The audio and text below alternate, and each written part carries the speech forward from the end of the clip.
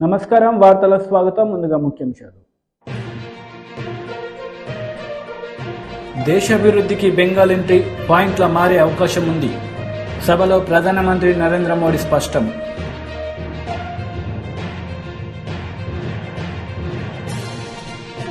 రా కదలిరా భారీ బహిరంగ సభలో పాల్గొన్న నారా చంద్రబాబు నాయుడు.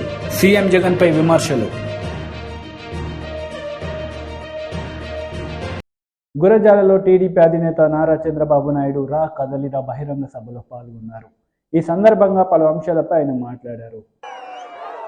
మనం అందరం కూడా పల్నాటి పులి అని పిలువబడే కోడెళ్ల శివప్రసాద్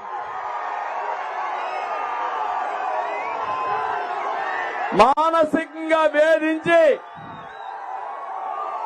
ఇబ్బంది పెట్టి కడకు ఆత్మహత్య చేసుకునే పరిస్థితి తీసుకొచ్చారు. అవునా కాదా అని మిమ్మల్ని అడుగుతున్నా. ఇక్కడే ఎంతో మంది కార్యకర్తలు తెలుగుదేశం పార్టీ జెండా కోసం బలైపోయారు. వాళ్ళల్లో మీరు చూస్తే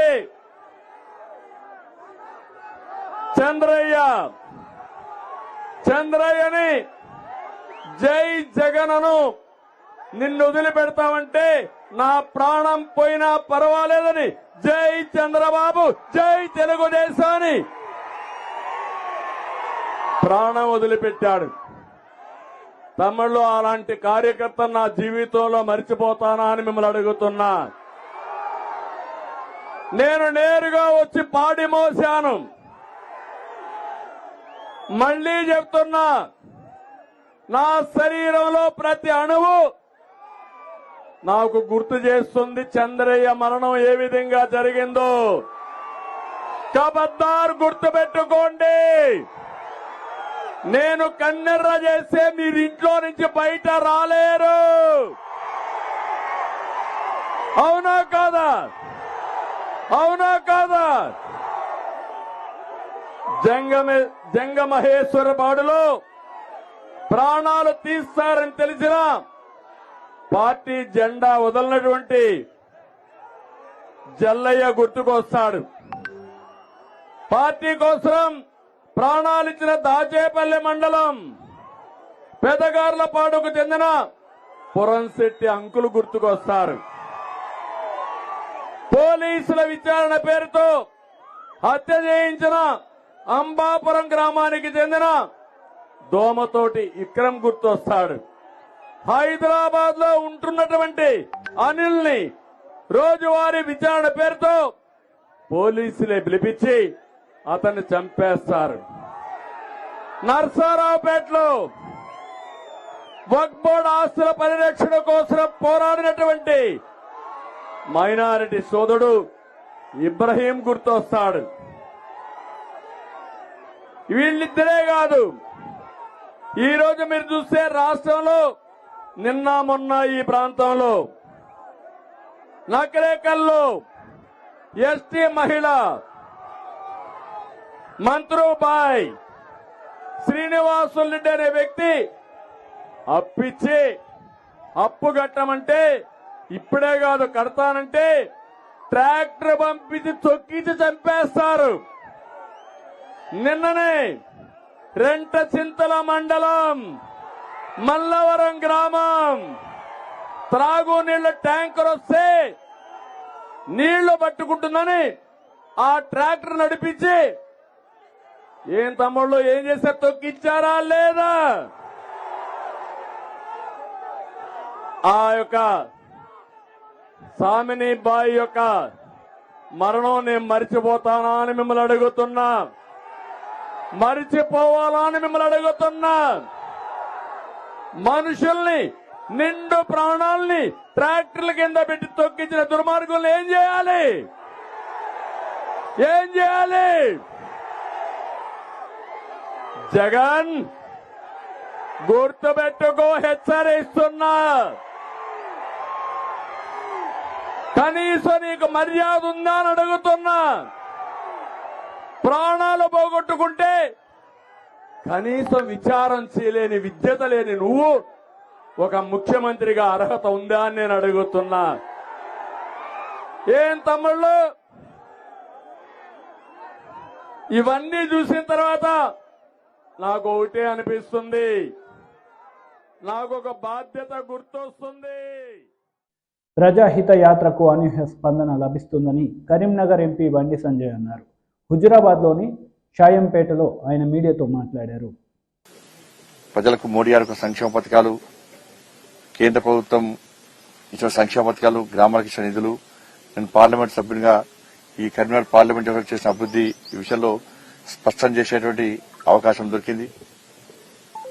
కాబట్టి తెలంగాణ రాష్ట్రంలో ప్రజలందరూ కూడా మేము 6 గ్యారెంటీలను చూసి, కాంగ్రెస్ పార్టీ ఇచ్చిన హామీని చూసి మేము కాంగ్రెస్ పార్టీకి ఓటేసినాం.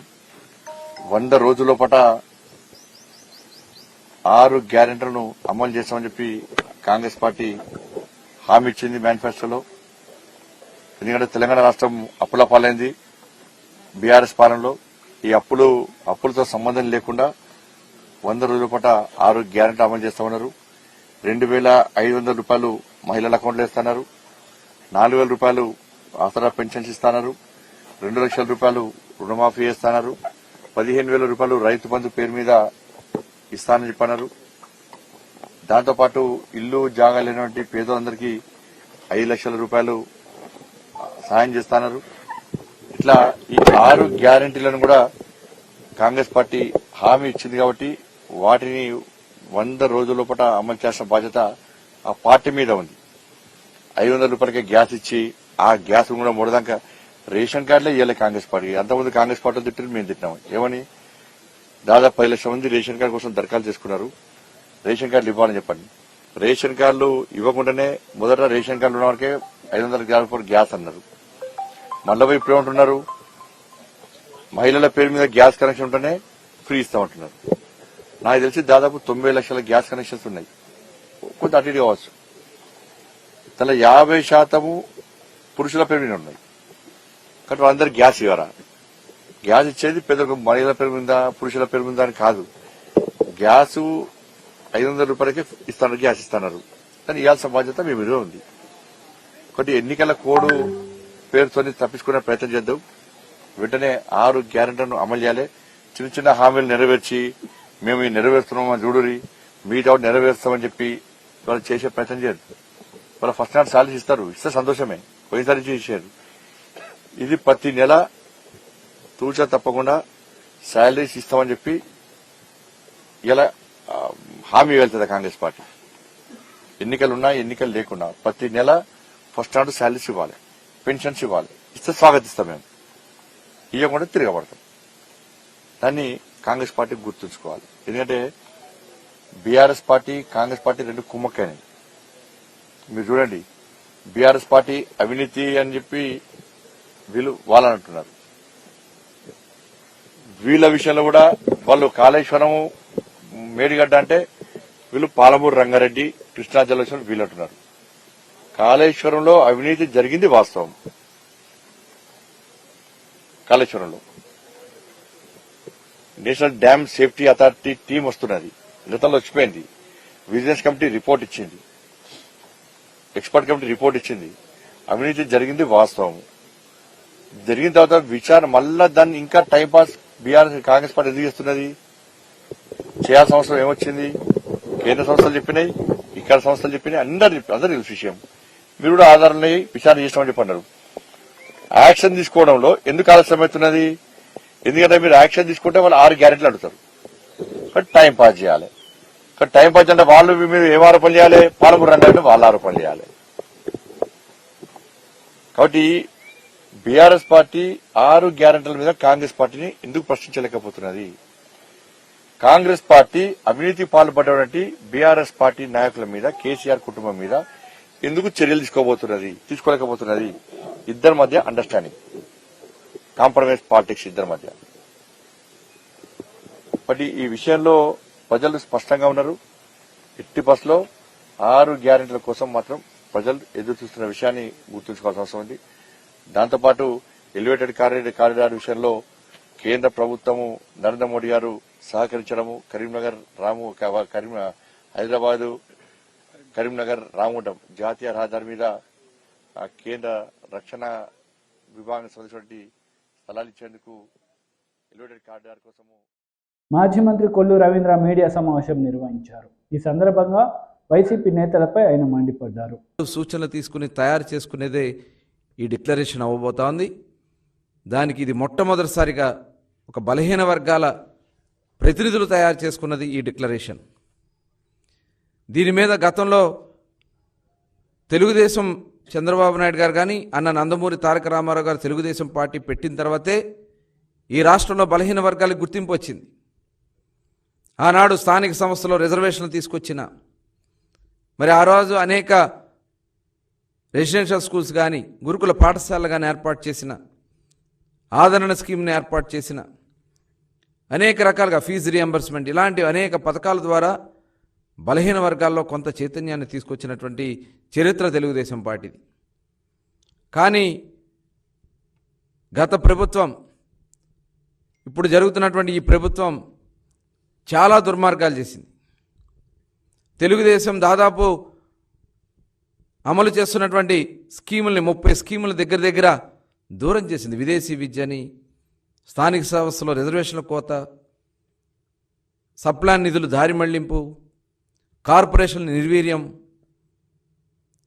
సామాజిక భవనాలు పునాదులకే పరిమితం అయిపోయిన పరిస్థితి. ఇలా చెప్పాలంటే చాలా సామాజిక వర్గాల వారీగా అణగదొక్కింది జగన్మోహన్ రెడ్డి ప్రభుత్వం. దాని మీద అనేక పోరాటాలు చేశాం, అనేక రకాలుగా ఈ ప్రభుత్వాన్ని అడ్డగించాం. ఫలితంగా అనేక మందిని పొట్టన పెట్టుకున్నాడు ఈ ముఖ్యమంత్రి జగన్మోహన్ రెడ్డి. కొన్ని వందల మందిని అతి దారుణంగా కిరాతకంగా హత్యలు చేశారు. కొన్ని వేల మంది మీద అక్రమ కేసులు కట్టించారు, జైళ్లు పాలు చేశారు.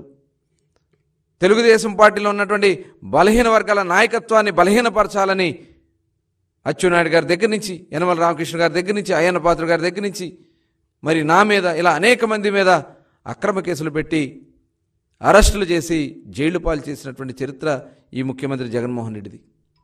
ఇవాళ దానికోసమే బలహీన వర్గాల్ని బలమైనటువంటి వర్గాలుగా తయారు చేయాలనే చంద్రబాబు నాయుడు గారి యొక్క లక్ష్యంలో మొట్టమొదటిసారిగా తెలుగుదేశం పార్టీ సాధికార కమిటీలు ఏర్పాటు చేశాం. ఈ సాధికార కమిటీలు రాష్ట్ర వ్యాప్తంగా కూడా పర్యటన చేసి ప్రతి ఒక్కరిని కూడా చైతన్యపరిచి వాళ్ళకున్నటువంటి ఒక ధైర్యాన్ని ఇస్తూ వాళ్ళకున్నటువంటి అవగాహనతో వాళ్ళు ఇచ్చినటువంటి ఐడియాస్ కూడా తీసుకుని ఇవాళ ఈ డిక్లరేషన్ తయారు చేయడం కోసం అనేక సమావేశాలు పెట్టాం, అనేక మందిని కలుసుకున్నాం. రాజకీయాలకు అతీతంగా, కులమతాలకు అతీతంగా వాళ్ళు ఇచ్చినటువంటి ప్రతి అంశాన్ని కూడా తీసుకున్నాం. రాష్ట్ర స్థాయిలో రౌండ్ టేబుల్ సమావేశాలు నిర్వహించాం. దానికి ప్రతినిధులని, బలహీన వర్గాల ప్రతినిధులను కూడా పిలిపించుకుని వాళ్ళు ఇచ్చినటువంటి సలహాలు సూచనలు తీసుకున్నాం. ఇదే కాకుండా మండల స్థాయిలో 950 సమావేశాలు పెట్టుకోవాలి మండల స్థాయిలో అని చెప్పి భావించి దాదాపు 850 సమావేశాలు కండక్ట్ చేసుకున్నాం. ఈ 850 సమావేశాల నుంచి వచ్చినటువంటి ఫీడ్బ్యాక్ అంతా కూడా తీసుకుని చాలా అద్భుతంగా వాళ్ళందరూ స్వచ్ఛందంగా వచ్చి ఆ సమావేశాల్లో వాళ్ళకు ఉన్నటువంటి సాధక బాధలను కూడా చెప్పడం జరిగింది. ఇవాళ వాళ్ళు ఇచ్చినటువంటి ఈ ఫీడ్బ్యాక్తో ఒక డిక్లరేషన్ని తయారు చేసుకోవడానికి యనమల రామకృష్ణ గారి నాయకత్వంలో 15 మంది సభ్యులతో ఇవాళ డిక్లరేషన్ కమిటీని ఏర్పాటు చేసుకున్నాం. ఏదైతే వాళ్ళ సాధికార కమిటీ కన్వీనర్లు కానీ, సాధికార కమిటీ కోఆర్డినేటర్లు కానీ, బీసీ విభాగానికి సంబంధించినటువంటి నాయకత్వం అంతా కూడా దాంట్లో భాగస్వాములై ఇవాళ డిక్లరేషన్ని, ఇది మొట్టమొదటిసారిగా బీసీలే తయారు చేసుకున్నటువంటి ఈ బీసీ డిక్లరేషన్ని రేపు చంద్రబాబు నాయుడు గారి చేతుల మీదకి మేము విడుదల చేయబోతా ఉన్నాం. ఇవాళ అనేక ఇబ్బందులు పెట్టించారు ఈ ప్రభుత్వంలో, కానీ రేపు రాబోయే కాలంలో ఇది బీసీల మేనిఫెస్టో. రేపు అనౌన్స్ చేసే బీసీ డిక్లరేషనే బీసీలకి మేనిఫెస్టో. రాష్ట్ర జాతీయ స్థాయిలో బీసీల కోసం చేయాల్సినటువంటి అంశాలు దీంట్లో పెడతాం, పొందుపరుస్తాం. బీజేపీ రాష్ట్ర అధ్యక్షుడు కిషన్ రెడ్డి మీడియా సమావేశం నిర్వహించారు. ఈ సందర్భంగా పలు అంశాలపై ఆయన మాట్లాడారు. 2047లో విద్య కోసం కానీ, ఉపాధి కోసం కానీ, పెట్టుబడుల కోసం కానీ ప్రపంచానికే భారతదేశం డెస్టినేషన్గా ఉండాలి, దానికి సలహాలు దేశ ప్రజల నుంచి తీసుకోవాలని పార్టీ నిర్ణయించింది. అందుకే వచ్చే 25 సంవత్సరాలు ఒక ఎజెండా ఉంటుంది. వచ్చే 5 సంవత్సరాలు కూడా నరేంద్ర మోడీ గారి ప్రభుత్వం అధికారంలో రాబోతుంది కాబట్టి దానికి సంబంధించిన ఎజెండా కూడా కొంతమంది నిర్ణయం తీసుకోవడం జరిగింది.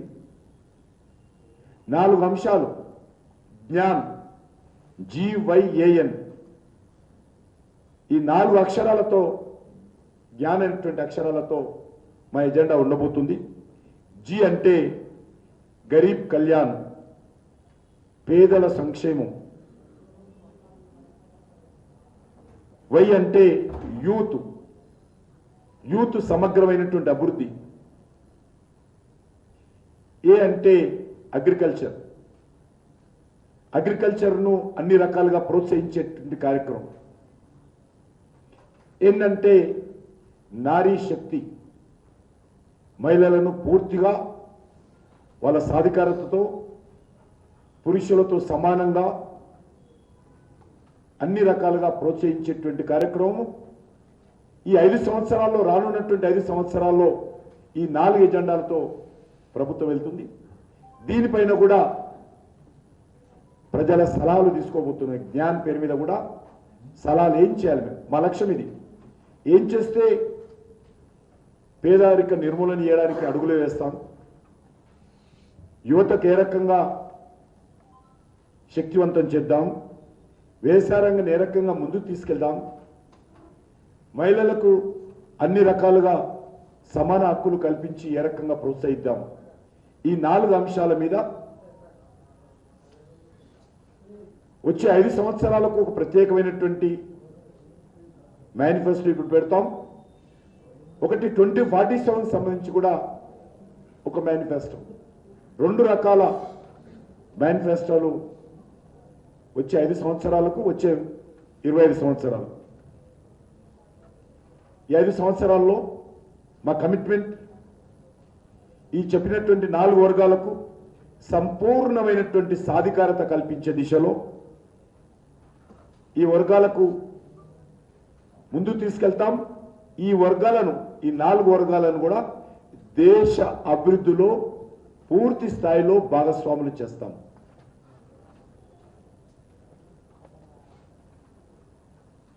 మీకు అందరు తెలుసు, గత 9.5 సంవత్సరాలుగా నరేంద్ర మోడీ గారి నేతృత్వంలో ఏర్పడినటువంటి ప్రభుత్వము అనేక రకాలుగా ప్రజల నుంచి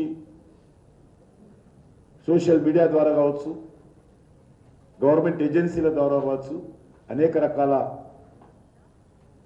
సమాచారాన్ని సేకరించాము, ప్రజాభిప్రాయాన్ని సమీకరించాము. దానిని కూడా రానున్నటువంటి మేనిఫెస్టోలో క్రోడీకరించి పొందుపరిచేటువంటి ప్రయత్నం చేస్తాము. ఆ దిశలోనే మా ప్రభుత్వము మన్ కీ బాత్ పేరు మీద కానీ, లేక అనేక కార్యక్రమాలు కానీ, ఈవెన్ పీపుల్స్ పద్మ అవార్డ్స్ ఇవ్వడంలో కూడా రాజకీయ నాయకులు, ఎన్నికైనటువంటి ప్రజాప్రతినిధులు వాళ్ళ సలహాలు కాకుండా ప్రజల సలహాలతో పద్మ అవార్డ్స్ ఇస్తున్నాం. కాబట్టి రేపు మా మేనిఫెస్టో కూడా అదే విధంగా ఉండాలి.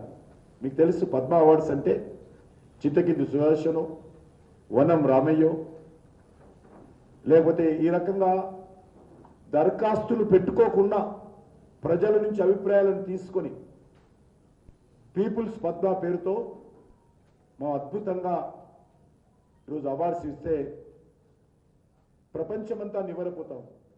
ఏ దేశంలో కూడా ఈ రకమైనటువంటి అవార్డ్స్ ఆ దేశంలో ఉన్నటువంటి. పశ్చిమ బెంగాల్ భారత్కు తూర్పు ముఖద్వారం లాంటిదని ప్రధానమంత్రి నరేంద్ర మోడీ అన్నారు. దేశాభివృద్ధికి బెంగాల్ ఎంట్రీ పాయింట్లా మారే అవకాశం ఉందన్నారు. CV आनंद बोस जी, मंत्रिमंडल के मेरे सहयोगी शांतनु ठाकुर जी, बंगाल विधानसभा में नेता विपक्ष शिवेंदु अधिकारी जी, संसद में मेरे साथी जगन्नाथ सरकार जी, राज्य सरकार के मंत्री महोदय, अन्य महानुभाव, देवी और सज्जनों, आज पश्चिम बंगाल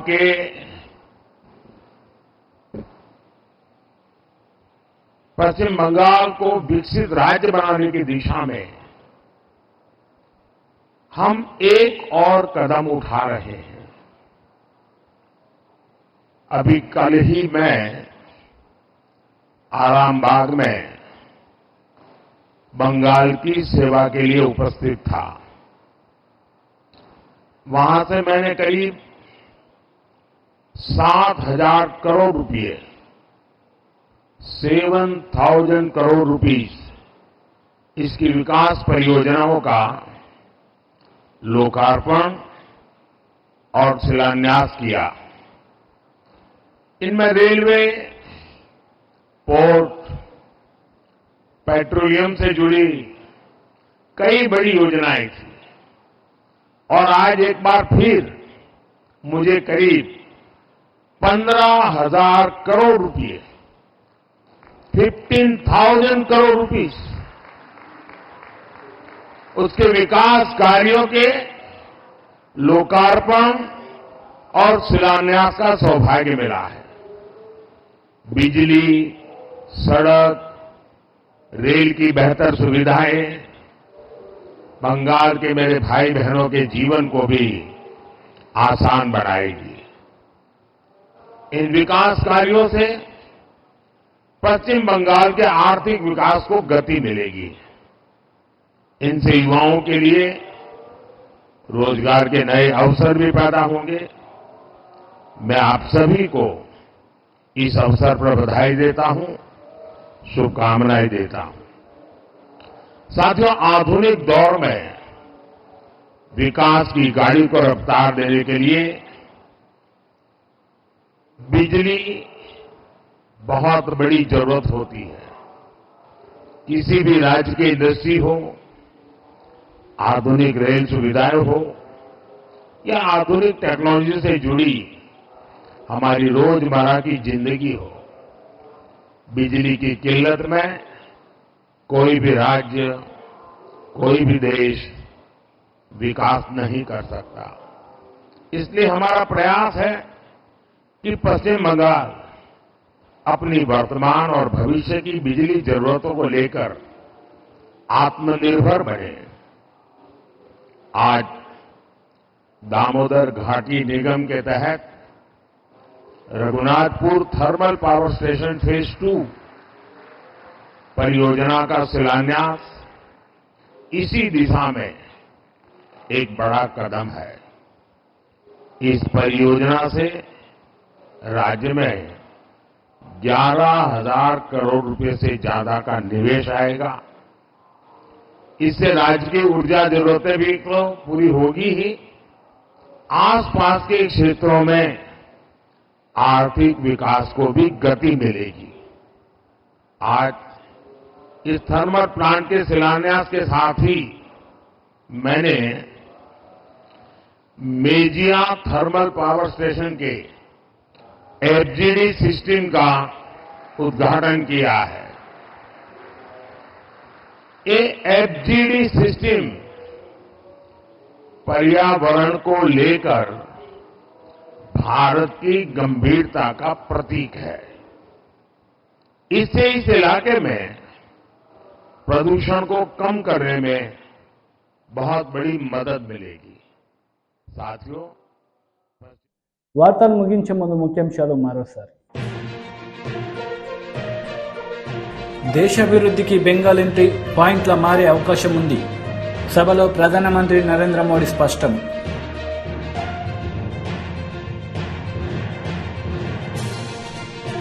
రా కదలిరా భారీ బహిరంగ సభలో పాల్గొన్న నారా చంద్రబాబు నాయుడు సీఎం జగన్పై విమర్శలు. ఈ వార్తలు ఇంతటితో సమాప్తం. తిరిగి ప్రసారమయ్యే వార్తలు మళ్ళీ కలుద్దాం. అంతవరకు సెలవు. నమస్తే.